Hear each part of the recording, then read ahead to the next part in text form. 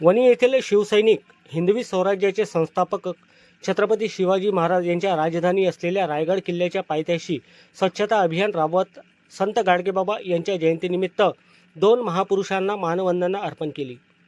स्वराज्याच्या पवित्र भूमीत झाडू हातात घेत स्वच्छता हाच खरा धर्म हा संत गाडगेबाबांचा संदेश प्रत्यक्ष कृतीतून जगासमोर ठेवण्यात आला।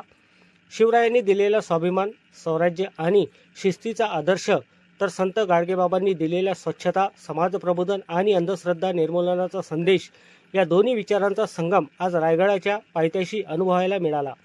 या स्वच्छता अभियानाअंतर्गत युवा सेना उपजिल्हा प्रमुख अजिंक्य शेंडे, माजी शहर प्रमुख राजू तुरंकर, माजी जिल्हा परिषद सदस्य बंडू चांदेकर तसेच नंदू ढुमणे, दिवाकर नागतुरे, अरविंद कापसे, मनीष बत्रा, परशुराम पोटे, चेतन उलमाले, मिलिंद बावणे, आदित्य नामेश बिलोरिया, श्रीकांत उके, रौनक बिलोरिया, सुयश नगराडे, संजोग झाडे, तुषार दुरुटकर या वणीतील शिवसैनिकांनी केवळ जयंती साजरी केली नाही तर कृतीतून दोन महापुरुषांच्या विचारांना मानवंदना दिली।